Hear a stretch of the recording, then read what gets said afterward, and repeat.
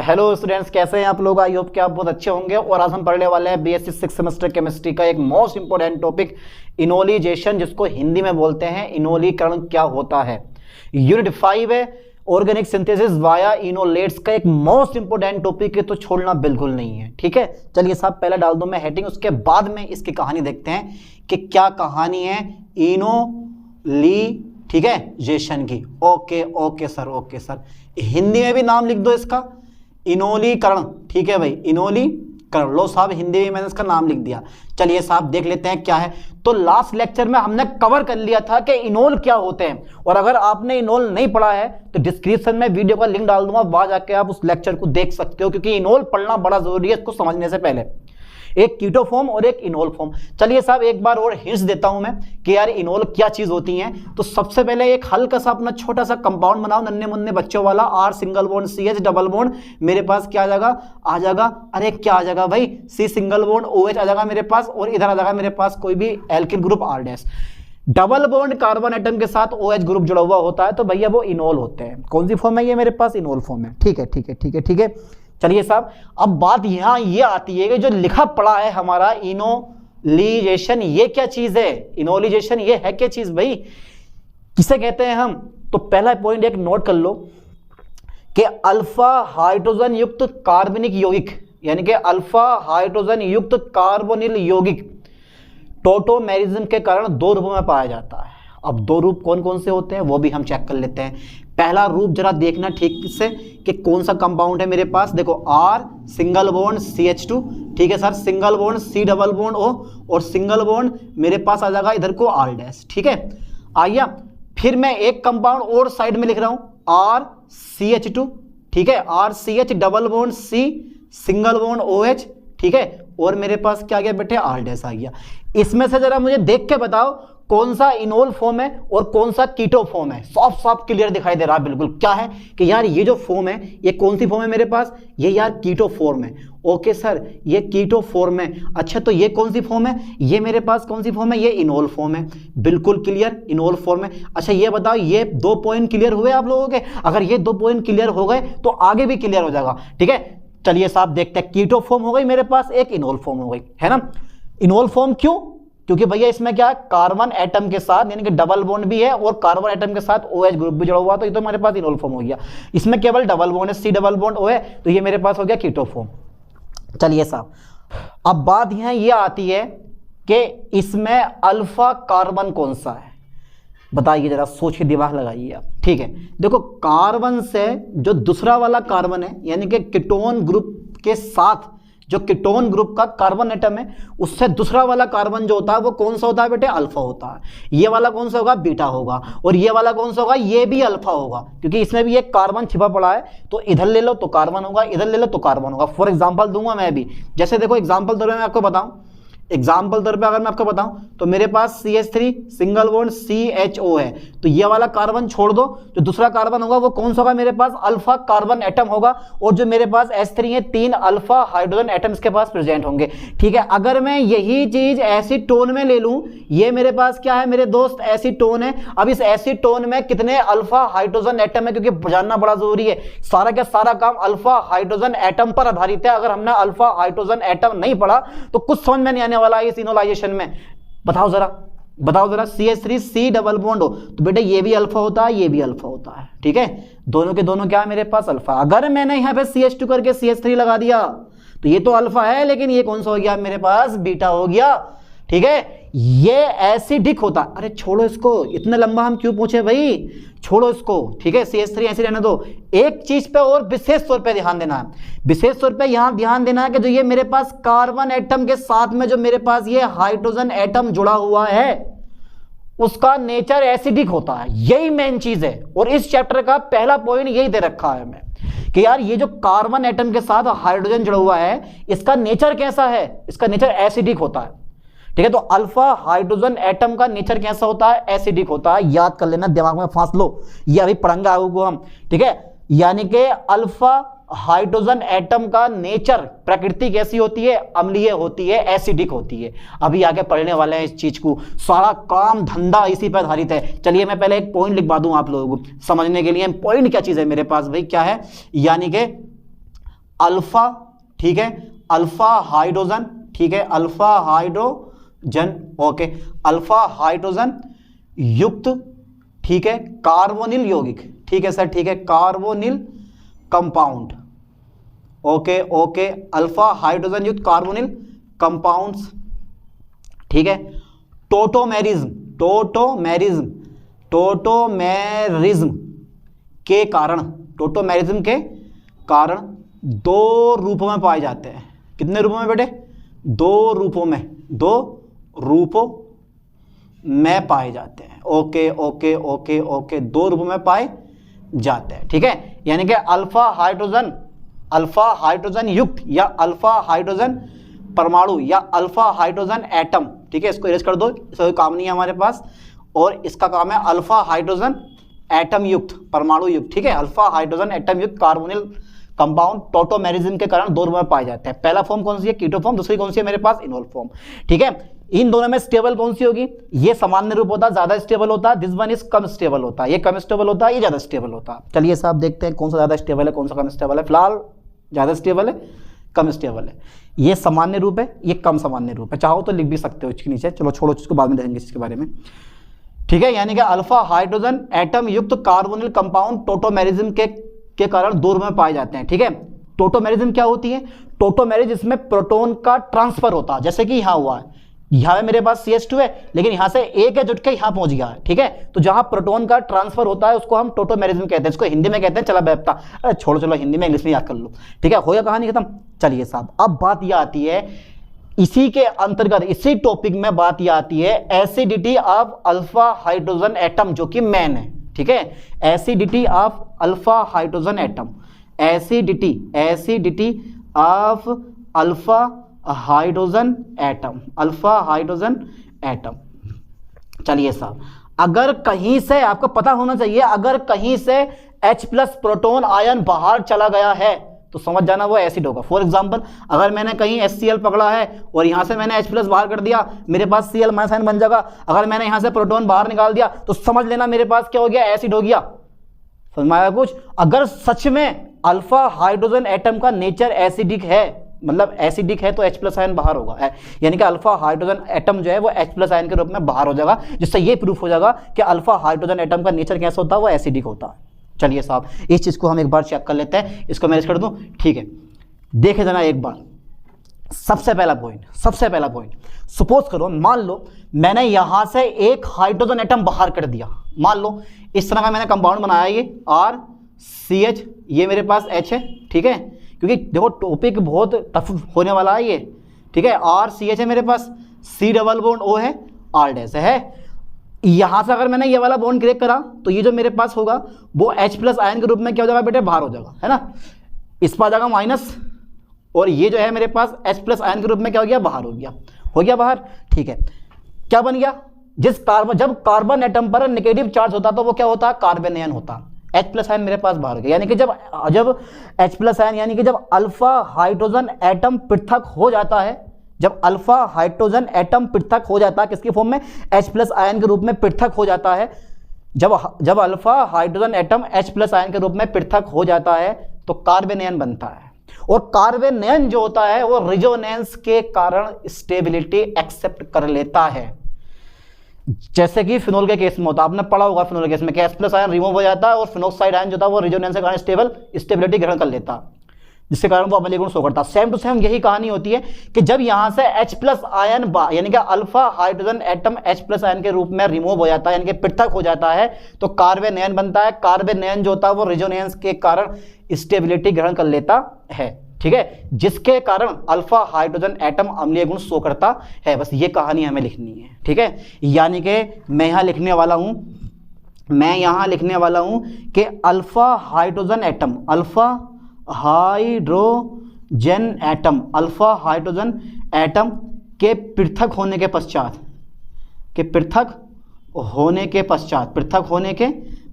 Okay sir, alpha hydrogen atom के पृथक होने के पश्चात कार्बन आयन बनता है,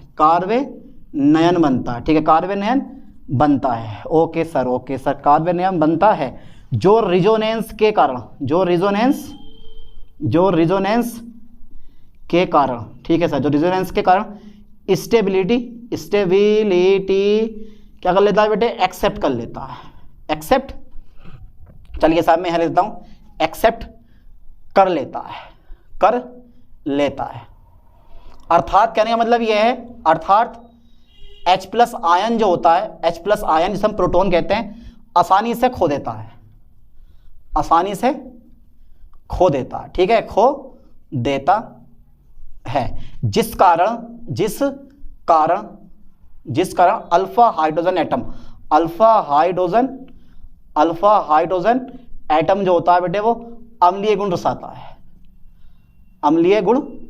है, या जिस कारण हाइड्रोजन एटम का जो नेचर होता है, नेचर कैसा होता है बेटे, एसिडिक होता है। चलिए साहब, लो साहब बना दिया मैंने, ठीक है। और एक खास बात और है, कि जो ये इनोलिजेशन है, ठीक है, ये जो इनोलिजेशन है ये अम्ल अथवा क्षार दोनों के द्वारा कैटेलाइज्ड हो जाता है, उत्प्रेरित हो जाता है। और एक खास बात और है, इनोलिजेशन की क्रिया मतलब कीटो फॉर्म से इनोल फॉर्म और इनोल फॉर्म से कीटो फॉर्म में चेंज होना इनोलिजेशन कहलाता है। पहला पॉइंट दिमाग में फांस लो, क्या पॉइंट है, कीटो फॉर्म से इनोल फॉर्म में चेंज होना इनोलिजेशन कहलाता है। दिमाग में फंस गया, क्या फॉर्म है, कीटो फॉर्म से इनोल फॉर्म में चेंज होना क्या कहलाता है, इनोलिजेशन कहलाता है। और सारा काम किसका, खेल किसका, इस अल्फा हाइड्रोजन एटम का होता है, जब ये अल्फा हाइड्रोजन एटम यहां से कूद के यहां पहुंचता है तो ये इनोल फॉर्म में कन्वर्ट होता है। यानी कि इनोलिजेशन की क्रिया जो होती है वो अल्फा हाइड्रोजन एटम के अम्लीय होने के कारण होती है, ठीक है। इस पॉइंट को भी हम नेग्लेक्ट नहीं कर सकते, लिखना पड़ेगा इस पॉइंट को भी, ठीक है, क्योंकि मेन पॉइंट है हमारा इनोलिजेशन की क्रिया, ठीक है सर। इनोलिजेशन की जो क्रिया होती है मेरे पास, ठीक है, इनोलिजेशन की क्रिया अल्फा हाइड्रोजन एटम के, ठीक है, अल्फा हाइड्रोजन एटम के, ठीक है, इनोलिजेशन की क्रिया अल्फा हाइड्रोजन एटम के, ठीक है, इनोलिजेशन की क्रिया अल्फा हाइड्रोजन एटम के एसिडिक नेचर, ठीक है, के कारण होती है, एसिडिक नेचर के कारण होती है, ओके, एसिडिक नेचर के कारण होती है। अब कार्बोनिल यौगिक में कोई सा भी कार्बनिक यौगिक में अल्फा हाइड्रोजन की अम्लता निम्नलिखित कारण से होती है। दो कारण होते हैं लेकिन मैं एक ही कारण दूंगा मेनली, ठीक है, और वो कारण कौन सा वो भी हम चेक करेंगे अभी, ठीक है। यानी कि कार्बोनिल कंपाउंड में, किसमें बेटे, कार्बोनिल कंपाउंड्स में अल्फा हाइड्रोजन एटम की एसिडिटी यानी कि अम्लीयता, ठीक है, एसिडिटी जो होती है, एसिडिटी वो निम्नलिखित कारण से होती है। ये एसिडिटी का कारण निम्नलिखित है, यानी कि कार्बोनिल कंपाउंड में अल्फा हाइड्रोजन एटम की एसिडिटी का कारण कैसा है मेरे पास, निम्नलिखित है। चलिए साहब, निम्नलिखित है, ठीक है। चलिए साहब, अब जरा या फिर निम्नलिखित की जगह ना आप निम्न प्रकार करो यार, निम्न प्रकार है क्योंकि क्रियाविधि होगी यहाँ पे, निम्न प्रकार है। चलिए साहब, जरा पहले इसका स्क्रीनशॉट ले ले, उसके बाद चेक करते हैं एक बार। बहुत लंबा मैटर है, बहुत बढ़िया टॉपिक है, समझ में आ जाएगा। तो देखो इस पॉइंट पे, मेनली इस पॉइंट पे ध्यान देना। अल्फा हाइड्रोजन एटम के पृथक होने के पश्चात कार्बोनियम आयन बनता है जो रेजोनेंस के कारण स्टेबिलिटी एक्सेप्ट कर लेता है, अर्थात H+ आयन आसानी से खो देता है, जिस कारण अल्फा हाइड्रोजन एटम का नेचर कैसा होता है, एसिडिक होता है। अब इनोलाइजेशन की क्रिया जो होती है वो अल्फा हाइड्रोजन एटम के एसिडिक नेचर के कारण होती है, और कार्बोनिल कंपाउंड में अल्फा हाइड्रोजन एटम की एसिडिटी का कारण निम्न प्रकार है। अब निम्न प्रकार कैसा है वो भी हम चेक कर लेते हैं। बस इसी को मैं रिएक्शन की फॉर्म में लूंगा। कर दें इसको इरेज, ठीक है सर, कर दो इसको इरेज, इसका कोई काम नहीं है हमारे पास सब। ओके सर, कोई काम नहीं है, तो हमने भी इसको इरेज कर दिया। और अब देखने वाले हैं इसकी मैकेनिज्म, यानी कि कीटो फॉर्म को चेंज करने वाला है इनोर फॉर्म में, और देखेंगे कौन सा ज़्यादा स्टेबल है, कैसे रेजोनेंस शो करता है। बहुत ज़रूरी है, बहुत ही मेनली पॉइंट है। चलिए साहब, स्टेप फर्स्ट लेता हूँ मैं, ठीक है। स्टेप फर्स्ट में आता है मेरे पास बेस प्रोमोटेड हेलोजिनेशन। चलो छोड़ो चीज़ को यार, तो अपने मेन पॉइंट पे ध्यान देना। देखो सबसे पहले मैंने R पकड़ा, CH2 पकड़ लिया, ठीक है, और मैंने क्या करा, C डबल बॉन्ड O पकड़ लिया। ये क्या गया मेरे पास बेटे, R' आ गया मेरे पास, ठीक है, आ गया R', ठीक है। यहाँ से मैं H बाहर कर दूँ H बाहर, ये H+ में खाली अभी मेरे पास H आगा। कौन सा है ये, अल्फा हाइड्रोजन एटम है। चलिए साहब आगे देखते हैं। यहाँ एंट्री होती है OH- आयन की, किसकी एंट्री होगी बेटे, OH माइनस आयन की। ये वाला बॉन्ड मैं इस पे क्रिएट कर दूंगा, इस पे माइनस आएगा, इस पे प्लस आएगा, H plus OH minus ion मिलकर मेरे पास वाटर की फॉर्म में क्या होगा, बाहर हो जाएगा। रिमूव हो गया सर। अरे बोले जाओ यार, हो गया नहीं हो गया, ठीक है पक्का। अब मेरे पास क्या होगा, R आएगा, CH आएगा, इसके ऊपर क्या आ जाएगा मेरे पास, माइनस आ जाएगा। मेरे पास आ गया C डबल बॉन्ड O आ गया, फिर मेरे पास क्या बन गया बेटे, R डैश बन गया। इसको बोलते हैं हम इनोल, क्या बोलते हैं इसको हम, इनोलेट आयन। क्या नाम है बेटा इसका, इनोलेट आयन। अभी मैं लिखवाऊंगा इसके बारे में भी, लेकिन यहां रिजोनेंस होती है। यहां क्या होती है, रिजोनेंस होती है साहब। जब रिजोनेंस देखते हैं कैसे होती है, चलिए साहब देखते हैं कैसे होती है। ये वाला बॉन्ड मैं इस पे क्रिएट कर दूं, इस पे क्या आ जाएगा माइनस, इस पे क्या आ जाएगा प्लस, प्लस माइनस मिलकर दोनों क्या बना देंगे, एक बॉन्ड बना देंगे। RCH double bond C single bond O पे क्या आ जाएगा मेरे पास, माइनस आ जाएगा। ये क्या आ जाएगा तुम्हारे पास बेटे, R डैश आ जाएगा। ये मेरे पास क्या बन गया, इनोलेट आयन। ठीक है sir, enolate ion, okay okay. और ये मैंने क्या लगा दिया, डबल हेडेड। और डबल हेडेड तुम्हें पता है क्या शो करता है, रिजोनेंस शो करता है। और जहां रिजोनेंस हो गई, जितने ज्यादा रिजोनेंस होंगे किसी भी कंपाउंड के, जितने ज्यादा रिजोनेंस होते हैं वो कंपाउंड उतना ज्यादा स्टेबल होता है। यहां तो 2 रिजोनेंस हो रहे हैं तो मतलब ये स्टेबल है। ये कैसा है, स्टेबल कंपाउंड होता है। एक बात चीज और देख लो आप, एक चीज ये है कि यहां यानी कि इनोलेट आयन के कार्बन एटम पर चार्ज कौन सा है, नेगेटिव चार्ज है। जब चार्ज नेगेटिव है तो कार्बन एटम के पास इलेक्ट्रॉन डेंसिटी कैसी होगी, ज्यादा होगी। जब इलेक्ट्रॉन डेंसिटी ज्यादा है तो इस पर अटैक कौन करेगा, न्यूक्लियोफाइल अटैक करेगा या इलेक्ट्रोफाइल अटैक करेगा। इलेक्ट्रोफाइल पर पॉजिटिव चार्ज होता है, जैसे पॉजिटिव चार्ज नेगेटिव को देखेगा तुरंत आके जुड़ जाएगा। ठीक है, यानी कि इलेक्ट्रोफिलिक रिजेंट कार्बन एटम पर क्या करेगा, अटैक करेगा। इसका मतलब है हेलोजिनेशन रिएक्शन बड़ी आसानी से होती है, आगे देखेंगे भी थोड़ा सा उसके बाद में। फिलहाल मेरे पास इनोलेट आयन बन गया, इनोलेट आयन बन गया। ठीक है, बना दिया मैंने इनोलेट आयन। चलिए साहब आगे देखते हैं, स्टेप सेकंड चेक कर लेते हैं एक बार। लाइन पे फोकस करना, स्टेप सेकंड पे पकड़ो इसको, इसको पकड़ना है, इसको पकड़ना है, इसको पकड़ ले रहे हैं, हमारा इजी पड़ जाएगा। और भी RCH सिंगल बॉन्ड यानी कि double bond C single bond आ जाएगा मेरे पास, O माइनस आयन। ठीक है, R डैश आ जाएगा मेरे पास, प्लस वाटर की एंट्री करवा दो। यहाँ वाटर की एंट्री करवा दो, क्योंकि वाटर का तो भैया वाटर होता है। तो यहाँ पे मैं जब ये वाला बॉन्ड यहाँ क्रिएट करूंगा तो यहाँ क्या आएगा माइनस, यहाँ क्या आएगा प्लस, प्लस माइनस दोनों मिलाएंगे क्या बना देंगे, एक बॉन्ड बना देंगे। चलिए साहब, इस टाइप से हमारा क्या बन गया, एक बॉन्ड बन के तैयार हो गया। तो मेरे दोस्त ये क्या बन गया, अरे यार ये तो इनोल बन गया। और क्या बनाओगे, अबे यही तो बना दिया मैंने, इनोल। और यहां से जो मेरे पास OH माइनस आयन था, जैसा था वैसा का वैसा हमारा क्या हो गया, बाहर हो गया। ठीक है, तो उत्प्रेरक ऐसे पदार्थ होते हैं जो अभिक्रिया में भाग नहीं लेते हैं, लेकिन अभिक्रिया का वेग बढ़ा भी सकते हैं और घटा भी सकते हैं। कितना सिंपल सा मैकेनिज्म है, कितनी सिंपल सी मैकेनिज्म है। ठीक है, तो इनोलेट आयन, ध्यान देना, इनोलेट आयन कैसा है, नेगेटिव होता है। कार्बन एटम पर मैं लिखने वाला हूं लाइन ये वाली, जो मेरे पास इनोलेट आयन है, इनोलेट आयन जो होता है बेटे, इनोलेट आयन कैसा है, नेगेटिव होता है। ओके साहब, नेगेटिव होता है। चलिए साहब, नेगेटिव होता है, इनोलेट आयन नेगेटिव होता है, नेगेटिव होता है। तथा कार्बन एटम पर, तथा कार्बन, कौन से कार्बन एटम पर, अल्फा, ये अल्फा कार्बन एटम है। ठीक है, अल्फा कार्बन एटम पर, अल्फा कार्बन एटम पर इलेक्ट्रॉन डेंसिटी अधिक होती है। इलेक्ट्रॉन डेंसिटी कैसी होती है, इलेक्ट्रॉन डेंसिटी, इलेक्ट्रॉन डेंसिटी अधिक होती है, अधिक होती है। और एक खास बात बताऊं कि जब मैंने H प्लस आयन जोड़ दिया तो भी इलेक्ट्रॉन डेंसिटी ज़्यादा होती है, यानी कि होती है जब इनोलेट आयन पर, जब इनोलेट आयन पर H प्लस आयन का योग होता है, का योग हो जाता है, तब भी कार्बन एटम, तब भी अल्फा कार्बन एटम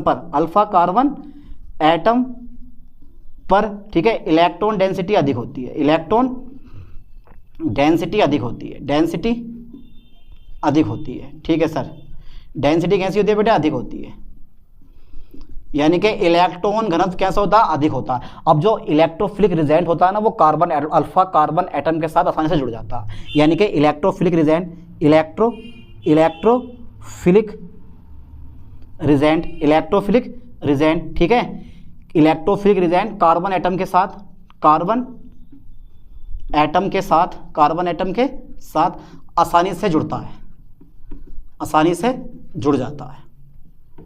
चलिए साहब,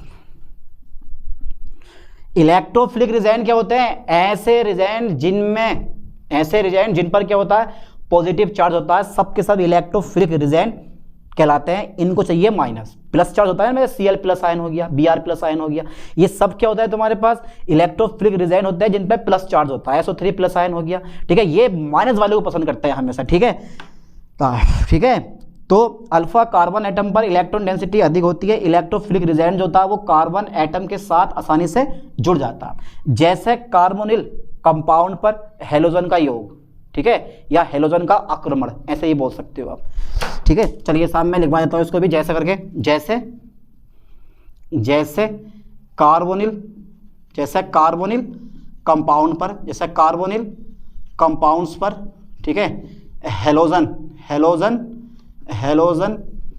का आक्रमण, ठीक है, यानी कि अटैक। चलिए साहब इसका स्क्रीनशॉट ले लें आप, इसके बाद करवाता हूँ, वो ले लें स्क्रीनशॉट इसका। चलिए साहब हटा देते हैं फिर भैया। चलिए साहब इसको ये मैनेज कर देता हूँ क्योंकि इसका भी अब हमारे पास काम नहीं है, लास्ट रह गया, बस 1-2 मिनट का लेक्चर हो रहा है, खत्म, उसके बाद कहानी।